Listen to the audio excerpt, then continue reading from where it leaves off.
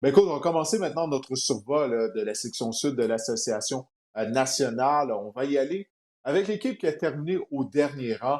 Si tu veux bien, on va jeter un coup d'œil au classement de la saison 2023 du côté de cette division afin de nous rafraîchir la mémoire.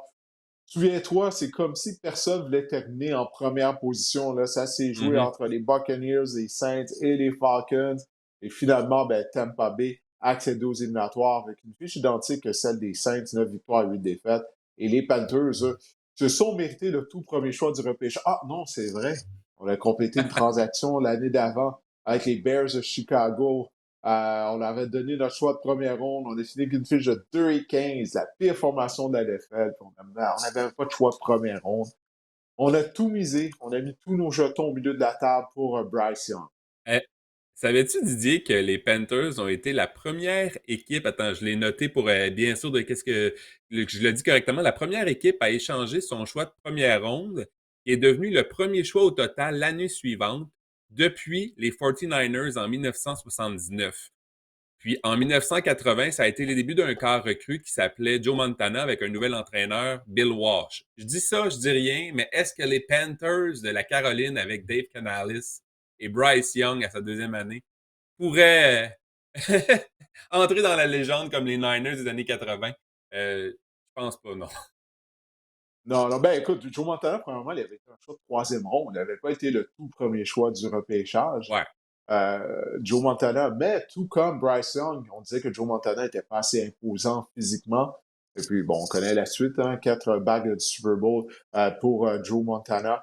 Mais tu fais bien de mentionner le nom de Dave Canales, qui est le nouvel entraîneur-chef des Panthers à Caroline. On dit de lui qu'il est un gourou des carrières. Ça reste à voir. La saison dernière, toutefois, ça, il n'y a aucun doute. Il était coordinateur à l'attaque des Buccaneers de Tampa Bay et Baker Mayfield a connu une bonne saison. Il a permis aux Bucks de participer aux éliminatoires. Avant ça, il était l'entraîneur des carrières avec les Seahawks de Seattle et il a aidé justement à Geno Smith à connaître ses meilleures saisons dans la NFL. Alors, on espère qu'il sera en mesure de relancer la carrière de Bryce Young. Alors, on a été actif au niveau du marché des joueurs autonomes durant la saison morte du côté des Panthers à Caroline, justement, afin de mieux entourer, de rehausser le niveau de talent autour de Bryce Young.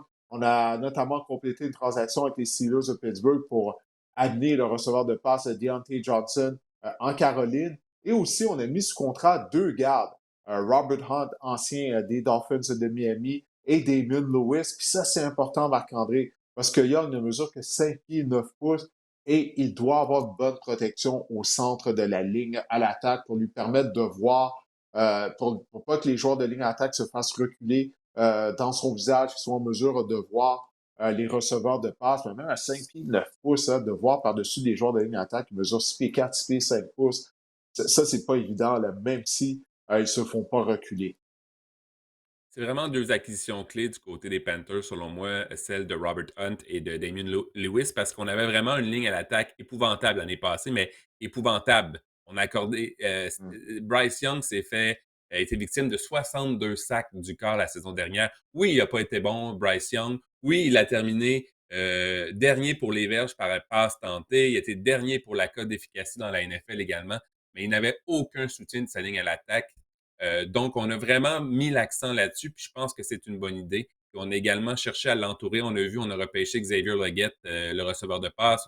On a parlé de Deontay Johnson. On a également repêcher Jonathan Brooks, qui ne devrait pas commencer la saison, mais de qui on dit qu'il est un porteur de ballon, un game changer, hein, qui pourrait en lui seul changer l'allure d'un match, qui est un excellent porteur de ballon, très talentueux. Donc, j'ai bien hâte de voir. Je pense qu'on je dis pas que les Panthers vont gagner le Super Bowl, mais je pense qu'on est sur la bonne voie. Si la stratégie de Dave Canales fonctionne, ben, je vois les Panthers vraiment connaître une meilleure saison que l'année dernière. Puis déjà, on le voit, Canales mettre son empreinte Ça sera pas difficile.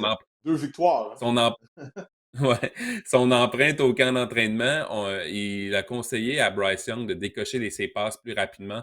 Je lisais là-dessus. Je trouve ça intéressant. Bref, déjà, on voit qu'il apporte des modifications pour aider Bryce Young. Donc, ça, je trouve ça intéressant de la part des Panthers de la Caroline. Donc, j'ai bien hâte de voir pour la suite. Parce qu'on va se le dire, la division est quand même faible. Donc, 2 victoires, Je dis pas qu'ils vont en gagner, qu'ils vont jouer pour 500, mais on peut peut-être penser qu'ils vont en gagner, peut-être 3-4, mettons, le double. Ouais, j'ai hâte de voir leur unité défensive, hein, parce qu'il y a eu plusieurs départs, puis des joueurs euh, qui étaient des bons joueurs. Il y a notamment le chasseur de corps Brian Burns, qui se retrouve maintenant avec les Giants de New York. Frankie Louvu, secondaire de ligne, qui était partout sur le terrain. Ça, c'est un bon joueur de football également. Jeremy Chin, Marauder. Donc, c'est ça, j'ai hâte de voir, là. Il semble là, qu'on s'est vraiment concentré sur l'attaque durant la saison morte, clairement du côté des Panthers. On mise tout là, sur Bryce Young. On se dit, écoute, si ça ne fonctionne pas avec lui, ben, ça ne sera pas parce qu'on ne l'aura pas bien entouré. Mais une chose qui aide ton carrière, c'est si tu n'as pas marqué 30-35 points pour gagner des matchs. Et puis là, la Mmh. défense des Panthers, elle me semble être affaiblie. Alors, que pensent les partisans des Panthers après la saison morte? Le camp d'entraînement est entamé maintenant. C'est la saison numéro 2 de l'ère Bryce Young. Alors, qu'est-ce qu'on pense? Oh, ben, écoute, ouais, on continue là, à en vouloir à l'ancien régime des Panthers, en fait. Pas l'ancien régime, c'est oui, l'ancien régime, puisqu'on a changé de Mmh. DG qui avait changé le repêchage finalement pour repêcher Bryce Young aux Bears de Chicago. Alors, la question pour moi, en vue de la saison 2024 des Panthers à Caroline, c'est simple, Marc-André. Est-ce que Bryce Young pourra prouver qu'il n'est pas un flop? Parce que l'année dernière, c'était vraiment pas beau à voir ses performances, les performances de l'attaque en général. On disait de Bryce Young, lorsqu'il est sorti des rangs universitaires, qu'il avait quand même un quotient intellectuel, un IQ de football, assez élevé, puis on dirait qu'il a tout perdu ça l'année passée.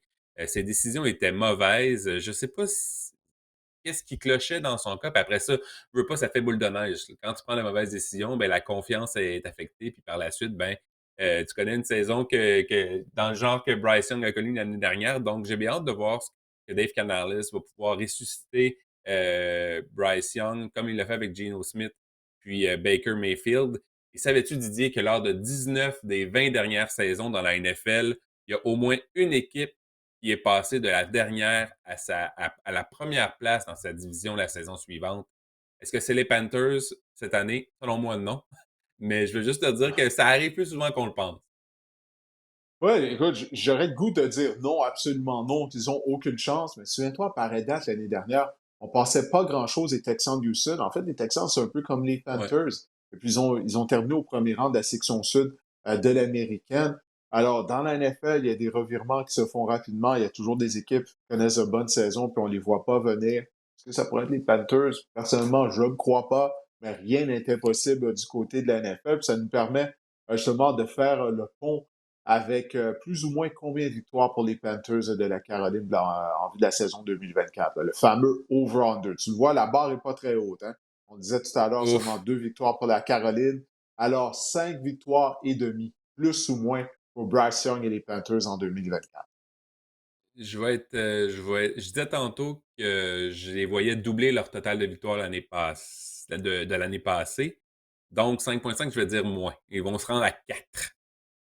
En 4 victoires, ça serait effectivement une amélioration pour les Panthers de la Caroline.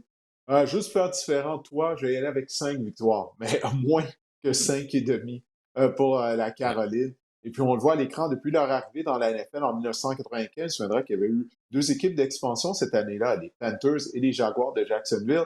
Ben, du côté des Panthers, on a eu seulement 7 saisons gagnantes sur 29. Imagine-toi, du côté de la Caroline.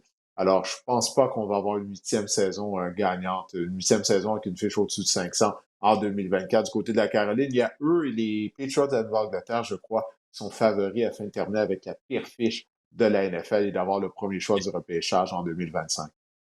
Quelques bonnes saisons avec Jake Delhomme, quelques bonnes saisons avec Cam Newton, puis le reste. Ouais, c'est pas mal ça. On a vu une bonne saison avec Kerry Collins à l'époque. Oh oui. C'est ça, justement, Collins avait été, je pense, il avait été le premier choix de première ronde des Panthers. J'ai goût de te dire que oui, ancienne carrière de Penn State, puis on avait réussi Ouais, à avec participer les aux Giants éliminatoires très ensuite. tôt. Ouais, ça, il avait joué avec les Giants ensuite, les Ouais. Raiders. Bon, là, il avait roulé sa bosse. Mais avec les Giants, il avait mené les Giants à une participation au Super Bowl contre les Ravens de Baltimore. Ça, c'était à la suite de la saison 2000. Bref, les statistiques ne manquent pas. On n'a pas beaucoup de succès en Caroline depuis l'arrivée des Panthers, mais toutefois, on va rénover le stade à coût de 800 millions de dollars. Je disais ça il y a quelques semaines, ça a été approuvé par la ville de Charlotte et je crois que le propriétaire David Tepper va mettre un peu d'argent de sa poche, je crois. Ah, 800 millions de dollars les rénovations au stade des Panthers. si on voulait faire 3 heures de podcast, on pourrait parler de David Tepper longuement. Quel personnage, Ah, quand même. je pensais que tu dire qu'on pourrait parler du 800 millions de dollars pour rénover le toit du stade olympique à Montréal. Ça, c'est une Et, autre histoire. Ça et, aussi, on pourra en parler longtemps. et le stade en Caroline, si les billets se vendent au prix de l'année dernière, là, en fin de saison, c'était quoi? C'était Ouais, 25 sous? Ça va être long pour ouais, rembourser quelque chose comme la ça. facture. Ouais. Et Pour malgré rembourser tout, la ils n'avaient facture, pas ça fait risque ça d'être con. non, c'est ça. Mais c'était un match genre Panthers, je me souviens pas contre qui, là, mais c'était pas, c'était deux équipes Ça, éliminées c'est pas depuis fameux. longtemps.